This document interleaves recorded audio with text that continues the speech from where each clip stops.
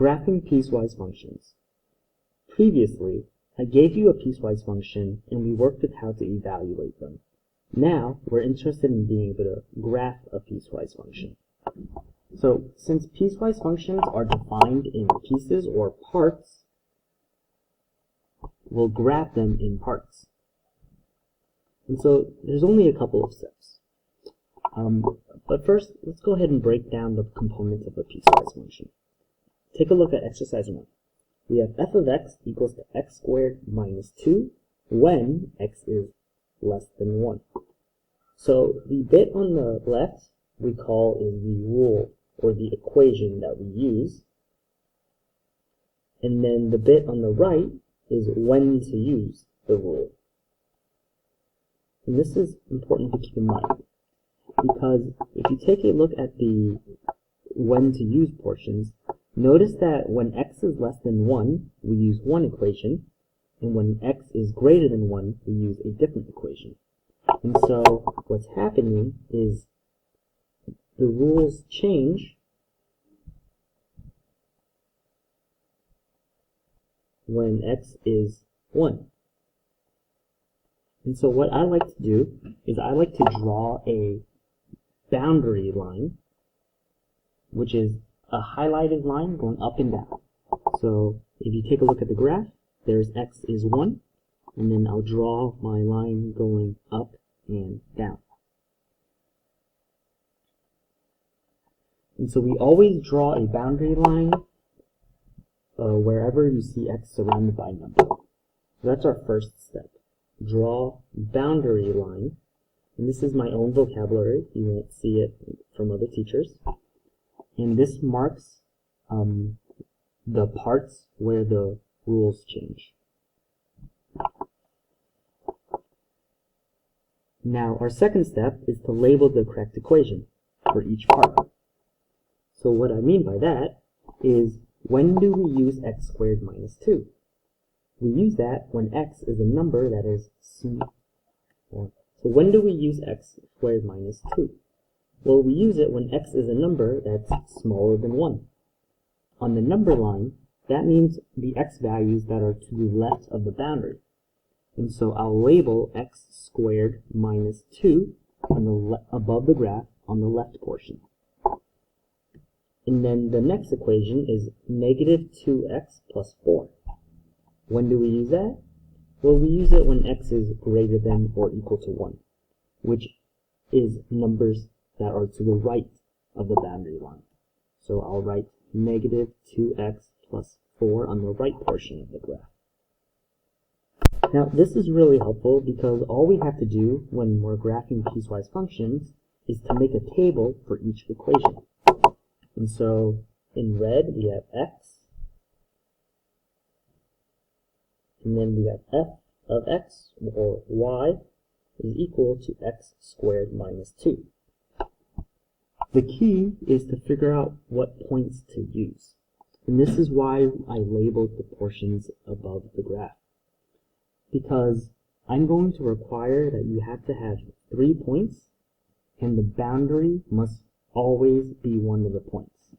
Any boundary that touches the equation must be one of the points. So we will write that in. Always use any touching boundary values. And if that's confusing, here's the idea. Take a look at x squared minus 2. It touches the yellow highlighted line that happens at x equals to 1. So what this means is we have to plug in 1, for sure. And so now I'll find f of 1. F of 1 equals to 1 squared minus 2, which is equal to 1 minus 2, which is equal to negative 1.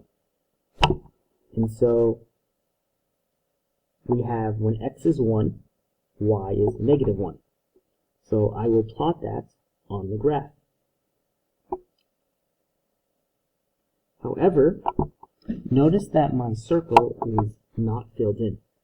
And the reason why it's not filled in is because the rule is only true when x is strictly less than 1. So in this case, it's an open circle for the red portion. And now that I have 1 point, I need 2 more points. And it can be any 2 points where I label the x squared minus 2, because we want to use x values that are less than 1. Now, since it doesn't matter, I'm going to go ahead and use 0. Right? 0 is a number that's less than 1, which means that I can use this equation. We have f of 0 equals to 0 squared minus 2, which is equal to 0 minus 2, which is equal to negative 2. So when x is 0, y is negative 2. And in this case, I'm going to use a filled-in circle because I'm no longer on that boundary line. Now I need 1 more point. It doesn't matter what I use, so I'm just going to use, let's go with negative 3. So f of negative 3 is equal to negative 3 squared minus 2, which is equal to 9 minus 2, which is equal to 7. So when x is negative 3, y is 7. And now that I have my 3 points, I can connect those dots. And there's the first portion on the left. Now that I have the portion on the left, I'm going to make a second table for the equation in blue.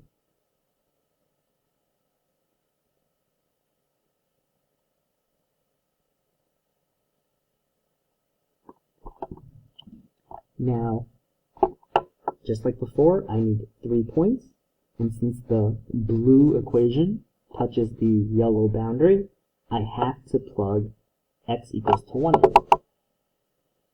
Because we always use any boundary or highlighted line that touches the section of the graph. And so I'll use x is 1. So f of 1 is equal to negative 2 times 1 plus 4, which is equal to negative 2 plus 4, which equals to 2. So when x is 1, y is 2. Now in this case, notice that the circle that I wrote is filled in. That's because if you take a look at the inequality, when do we use the blue equation?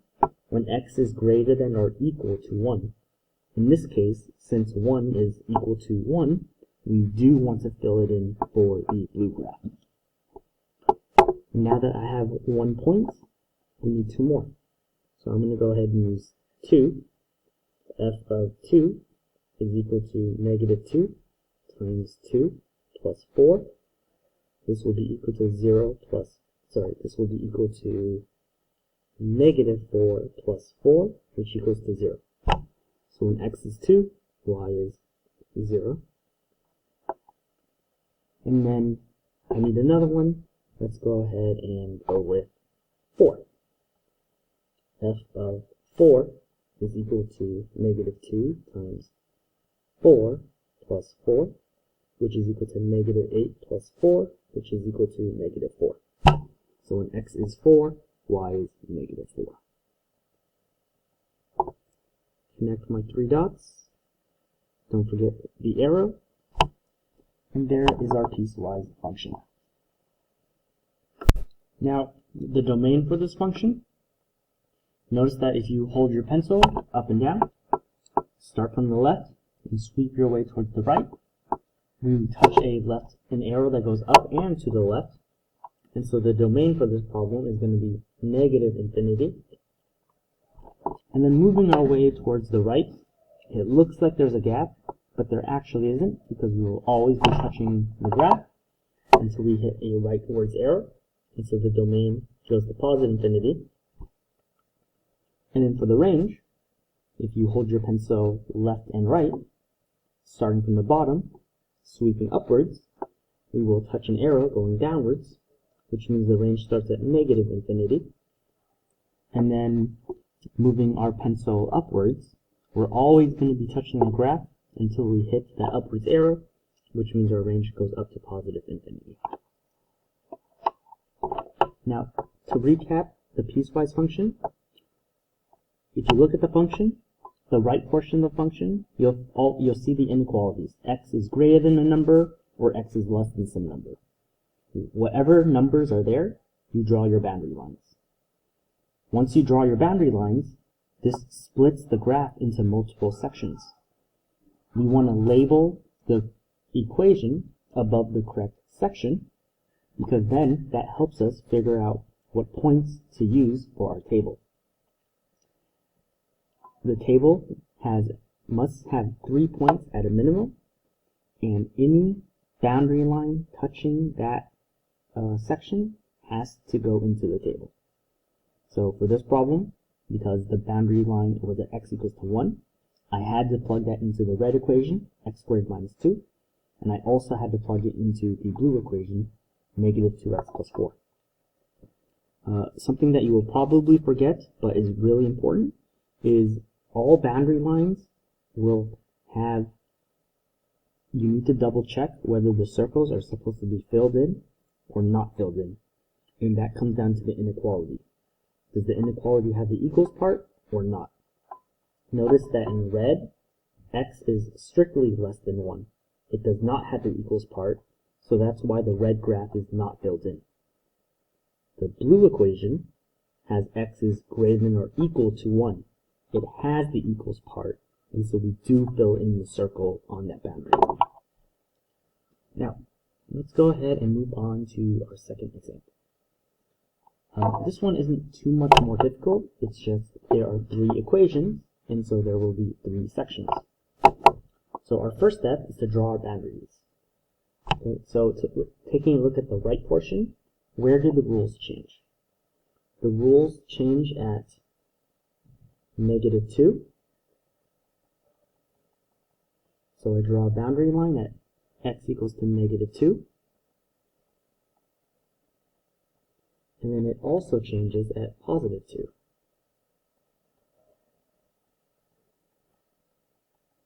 And so I draw a boundary line at x equals to positive 2.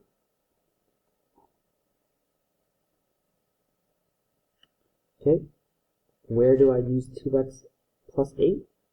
Well, whenever x is less than or equal to negative 2.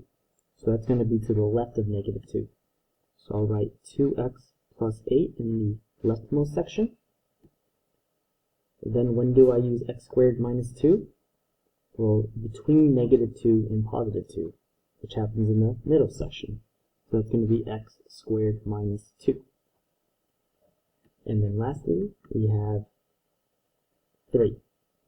And so it will just straight equal to 3 whenever x is greater than 2, which is the rightmost section.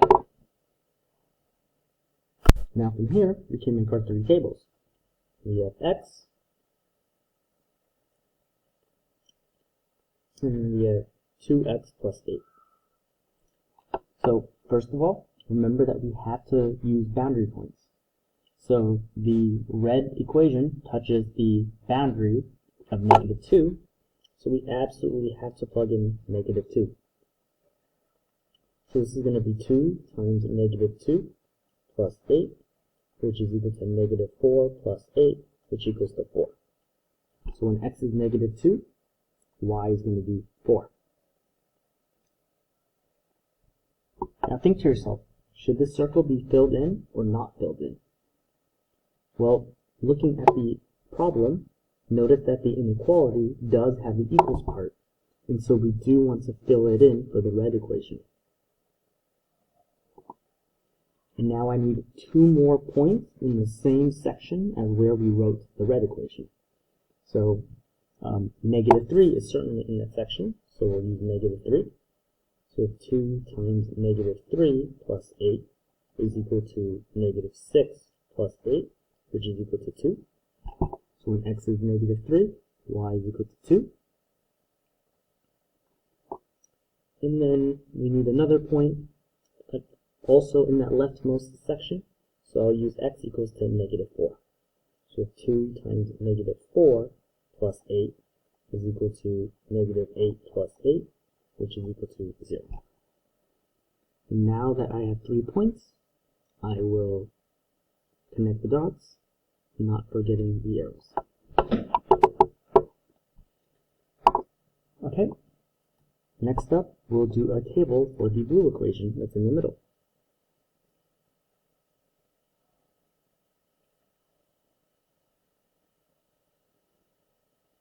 So we have x, and we have x squared minus 2. Now, notice that the middle section is surrounded by two boundary points. So we absolutely have to plug in -2. So this gives us -2 squared minus 2, which is equal to 4 minus 2, which is equal to 2. And so when x is -2, y is 2. Now go ahead and think to yourself, should this circle be filled in or not filled in? Well, x is greater than -2 does not have the equals part in the middle, and so the circle is not filled in. This middle section also touches the right boundary of x equals to 2, and so we have to plug that in as well. And so this is going to give us 2 squared minus 2 is equal to 4 minus 2, which is equal to 2. And so when x is 2, y is 2. And again, should the circle be filled in or not filled in? Well, since we have x is strictly less than 2 in that middle inequality, that circle is not filled in. And now we just need one more point. And let's go with everyone's favorite, an x value of 0. Because x equals to 0 is certainly between -2 and 2. And it's usually easiest to work with. So 0 squared minus 2 is equal to 0 minus 2, which is equal to -2. So when x is 0, y equals to -2. And now that I have my 3 points, I can connect those dots.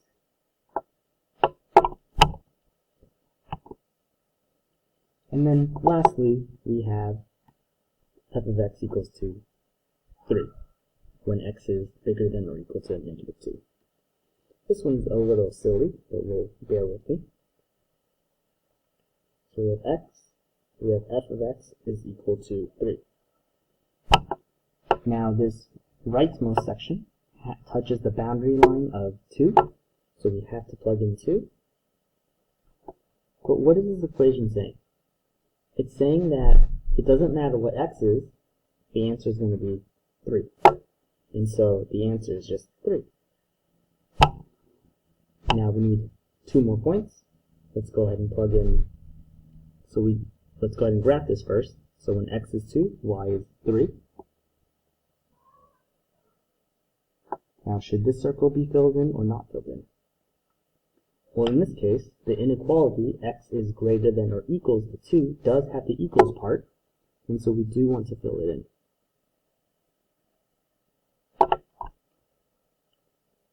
Now, we need 2 more points. When x is equal to 4, y is going to be, well, 3. And when x is equal to 7, y is still 3. We'll plot those points. So we have 4, 3, and 7, 3. Noting that this is simply a straight line. Draw my arrows, and there's my piecewise function. Now, what about the domain? Well, similar to the previous problem, when we go from left to right, we're going to touch the left arrow, which indicates start at -infinity. And then even though it looks like there are some holes, our pencil will actually never stop touching the graph until it touches the right arrow. So we stop at +infinity. As for the range, starting from the bottom, we'll first touch an arrow going downwards, which means that the range starts at -infinity.